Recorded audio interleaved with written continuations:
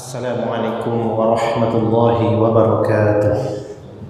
Innal hamdalillah nahmaduhu wa nasta'inuhu wa nastaghfiruh wa natubu ilayh wa na'udzu billahi min shururi anfusina wa min sayyiati a'malina. May yahdihillahu fala mudilla lahu wa may yudlil fala hadiya lahu. Ashhadu an la ilaha illallah wahdahu la syarika lahu wa ashhadu anna Muhammadan abduhu wa rasuluh. Allahumma salli ala Muhammad wa ala alihi wa ashabihi ajma'in wa man tabi'ahum bi ihsanin ila yaumiddin.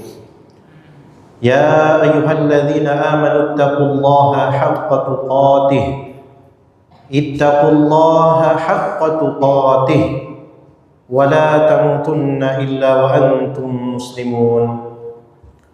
يا أيها الناس اتقوا ربكم الذي خلقكم من نفس واحدة وخلق منها زوجها وبث منهما رجالا كثيرا ونساء واتقوا الله الذي تساءلون به والأرحام إن الله كان عليكم رقيبا. يا أيها الذين آمنوا اتقوا الله وقولوا قولا سديدا يصلح لكم أعمالكم ويغفر لكم ذنوبكم ومن يطع الله ورسوله فقد فاز فوزا عظيما. أما بعد فإن أصدق الحديث كتاب الله وخير الهدي هدي محمد صلى الله عليه وسلم wa syarrul umuri muhdatsatuha wa kullu muhdatsatin bid'ah wa kullu bid'atin dhalalah wa kullu dhalalatin finnar. Ma'asyiral muslimin, sidang jamaah Jumat yang semoga dirahmati Allah Subhanahu wa taala.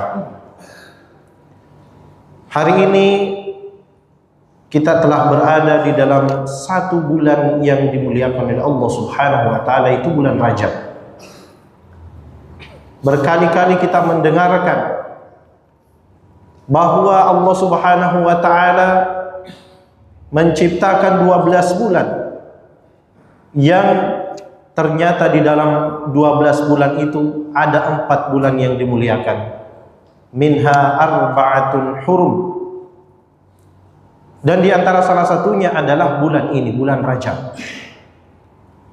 Sekarang kita sudah memasuki seperdua akhir atau sepertiga akhir. 2/3 telah kita lalui. Insyaallah kita akan masuk di sepertiga akhir bulan Rajab ini. Tidak terasa. Baru saja kita mendengarkan bahwa sudah masuk tanggal 1 Rajab. Sekarang sudah kita akan memasuki sepertiga terakhir. Setelah itu kita akan masuk di bulan Sya'ban. Dan setelahnya itu bulan yang kita nanti-nantikan adalah bulan Ramadan. Ketika kita menyebutkan kata bulan Ramadan, mungkin di antara kita ada yang merasakan kerinduan yang membuncah. Setelah berbulan-bulan lamanya kita ditinggalkan oleh bulan yang mulia ini. Maka berbahagialah bagi di antara hamba-hamba Allah yang ketika disebutkan kata Ramadan bergetar hatinya, merasa rindu untuk segera bertemu dengan bulan Ramadan. Walaupun hari ini kita berada di bulan Sya'ban, yang dimana sebagian di antara kita mengucapkan doa-doa agar kita disampaikan di bulan Ramadan. Doa yang biasa orang sebutkan, Allahumma ballighna Ramadan. Tetapi setelah itu, apa yang kita persiapkan sebelum memasuki bulan ini? Bahkan di bulan Sya'ban ini kita juga berdoa, Allahumma barik lana fi Rajab wa Sya'ban wa ballighna Ramadan. Ya Allah, berkahilah kami di bulan Rajab dan bulan Sya'ban, dan pertemukanlah kami dengan bulan Ramadan. Jamaah Jumat yang dimuliakan oleh Allah Subhanahu wa taala. Bulan Ramadan bukan hanya sekedar bulan biasa. Setiap tahun kita mendengarkan pencerahan. Bulan ini adalah bulan yang merupakan spesial diberikan oleh Allah kepada hamba-hambanya. Bulan yang dipilih oleh Allah, tidak setiap dalam satu tahunnya semuanya ada 12 bulan itu seperti bulan Ramadan, tapi hanya bulan ini saja. Dan ketika seorang hamba bersungguh-sungguh pada bulan Ramadan tersebut, maka insya Allah dia akan mendapatkan ampunan Allah subhanahu wa ta'ala. Kemudian dia keluar dalam bulan Ramadan setelah diampuni dosa-dosanya. Maka jamaah Jumat yang dimuliakan oleh Allah subhanahu wa ta'ala, namun ada satu hal yang mungkin pada hari Jumat ini kita akan sedikit bahas dalam khutbah ini, yaitu pada bulan Ramadan. Mungkin di antara kita setiap Ramadan kita nikmati, kita rasakan kemeriahannya, mulai dari malam pertama bahkan sampai malam terakhir. Tetapi ada satu yang disunnahkan di bulan Ramadan kalau kita mampu. Kalau kita mampu, yaitu apa? Ketika Allah menitipkan rezeki kepada kita, harta yang tentunya halal, maka upayakan di bulan Ramadan kita melaksanakan satu ibadah yang mulia. Yang kata Rasulullah SAW, ketika kita melakukan amalan ini, seakan-akan kita seperti beribadah haji bersama dengan Rasulullah SAW. Apa itu? Itulah umroh di bulan Ramadan. Di antara kita mungkin ada yang pernah melaksanakan umroh, tetapi di bulan Ramadan adalah bulan yang spesial, karena memang ada riwayat yang menyebutkan secara khusus bagi yang berumroh di bulan Ramadan itu bersama seperti Rasulullah melaksanakan ibadah haji. Jamaah Jumat yang dimuliakan oleh Allah subhanahu wa ta'ala, berumrah saja, al-umratu ilal umrah kaffaratun lima bainahuma. Bayangkan, antara satu umrah dengan umrah yang berikutnya, itu adalah penghapus dosa-dosa di antara keduanya.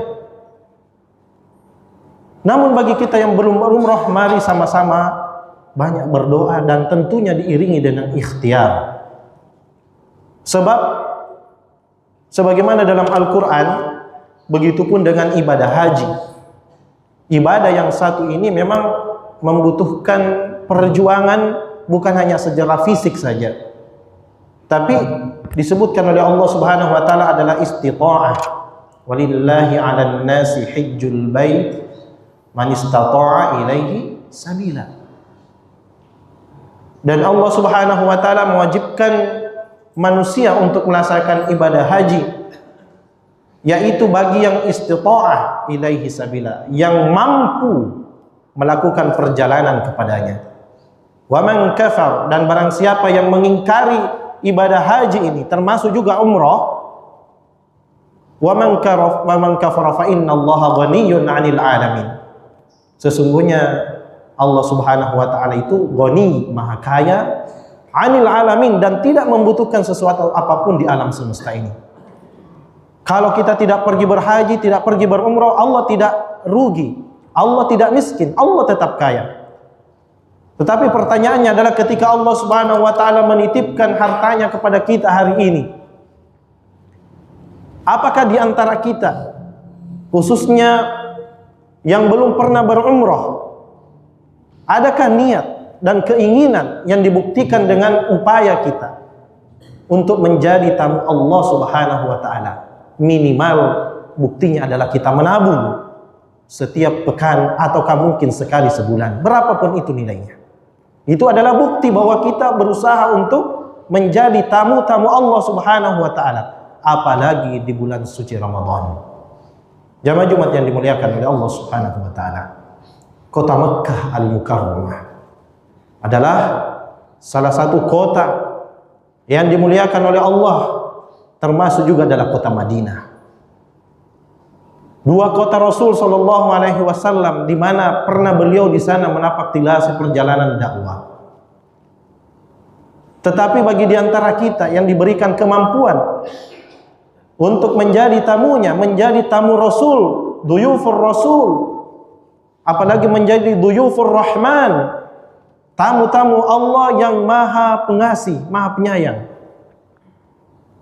Ini adalah sebuah kemuliaan.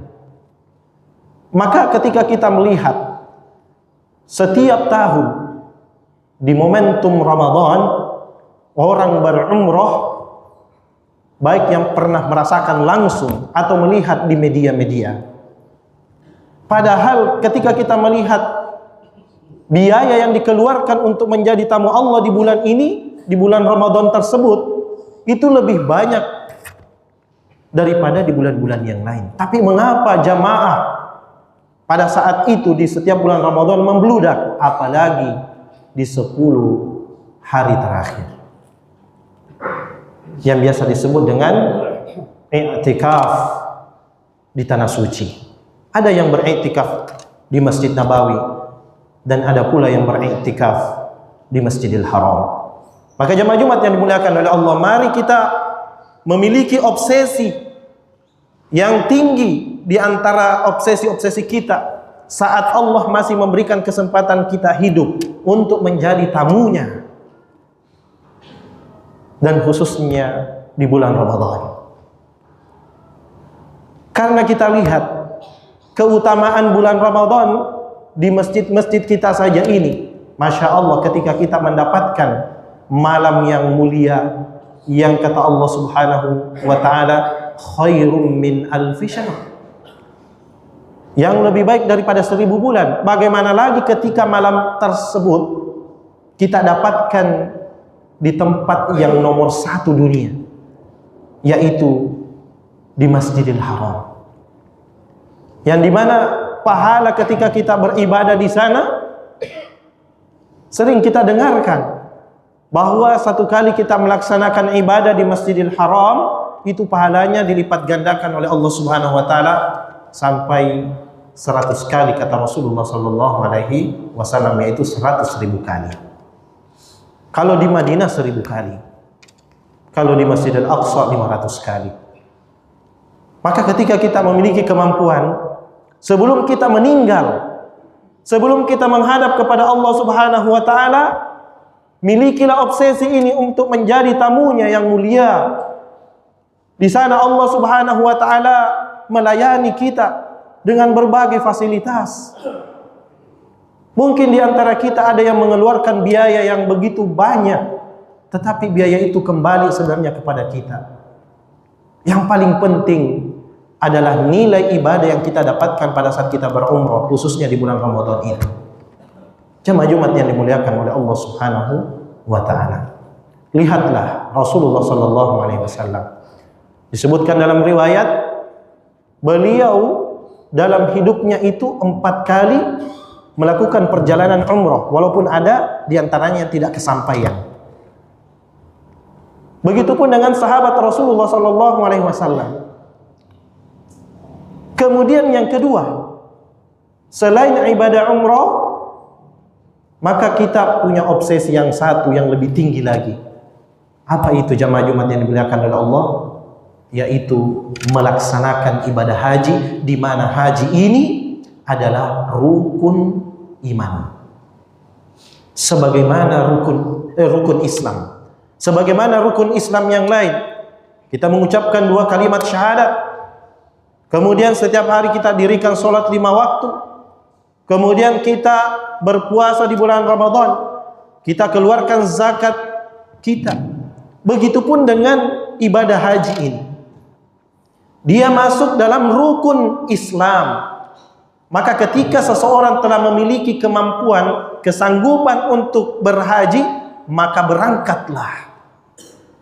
Karena memang adalah rukun. Dengan catatan bagi yang mampu, istita'ah dalam hal biaya, dalam hal fisik, dan dalam hal mental. Mereka-mereka yang diberikan kemudahan oleh Allah Subhanahu wa ta'ala melaksanakan rukun Islam yang kelima ini, akan merasakan nuansa spiritual tersendiri ketika berada di sana. Khususnya ketika kita berada di waktu yang ditunggu-tunggu oleh mereka-mereka yang melaksanakan ibadah haji setiap tahun, yaitu pada saat wukuf di Arafah, tanggal 9 Zulhijjah, 1 hari sebelum Idul Adha. Disitulah hari pertaubatan sedunia. Kita akan melihat hamba-hamba Allah Subhanahu wa Ta'ala, baik orang-orang kaya maupun orang miskin, baik itu pejabat maupun rakyat biasa, siapapun berada dalam suatu tempat yang namanya di tempat itu kita dikumpulkan dalam batas-batas tertentu. Dan disitulah kemudian kita melihat hamba-hamba Allah bersatu dalam pakaian yang sama, putih semua. Kita tidak bisa membedakan mana yang kaya, mana yang miskin. Dan ini adalah miniatur kecil kehidupan akhirat kelak di padang mahsyar. Kita akan dikumpulkan bersama dalam sebuah padang oleh Allah Subhanahu wa Ta'ala, padang mahsyar. Dan ketika kita berhaji, kita melihat kondisi itu, dan betapa banyak di antara hamba-hamba Allah Subhanahu wa Ta'ala yang ketika mulai waktu start wukuf, saat matahari tergelincir di siang hari sampai menjelang terbenamnya matahari kurang lebih 6 jam, kita menyaksikan air mata mengalir deras di antara para jamaah tidak sedikit, bahkan mungkin lebih banyak. Hari di mana pada hari itu Allah Subhanahu wa Ta'ala mengampuni dosa-dosa hambanya. Dan ini yang kita cari, ampunan Allah Subhanahu wa Ta'ala. Bukan hanya sebenarnya ampunan Allah, tetapi keinginan-keinginan kita, hajat-hajat kita terkait untuk kehidupan dunia pun boleh. Karena berdasarkan firman Allah Ta'ala dalam surah Al-Baqarah di ayat yang ke-201, orang-orang yang melakukan ibadah haji itu, wa minhum may yaqul, dan di antara mereka ada yang berkata, Rabbana atina fid dunya hasanah wa fil akhirati hasanah wa qina adzabannar. Adapun mereka-mereka yang berdoa bukan hanya persoalan dunia saja, tetapi juga meminta kebaikan di akhirat sekaligus jauhkan dari azab neraka. Maka jamaah Jumat yang dimuliakan oleh Allah, kami mengajak kepada diri kami maupun kepada seluruh jamaah yang hari ini belum menunaikan rukun Islam yang kelima ini, walaupun 4-nya telah kita lakukan sebelum kita meninggal kepada Allah Subhanahu wa Ta'ala, menghadap kepadanya. Ayo kita berikhtiar mulai dari sekarang. Buktikan dengan cara menabung setiap pekan ataukah setiap bulan, berapapun itu, dan jangan pernah diganggu. Sebagai bukti, sampaikan kepada Allah pada saat kita menabung, ya Allah, hari ini Engkau maha melihat hambamu yang penuh dengan dosa ini, bertekad kuat untuk menjadi tamumu suatu saat, dan hamba menginginkan agar Engkau memudahkannya. Inilah salah satu di antara cita-cita kita yang tertinggi di dunia, yaitu menjadi tamu-tamu Allah di waktu atau hari-hari haji. Aqul qouli hadza wastaghfirullah li wa lakum wa lisairil muslimin wal muslimat fastaghfiruhu innahu huwal ghafur.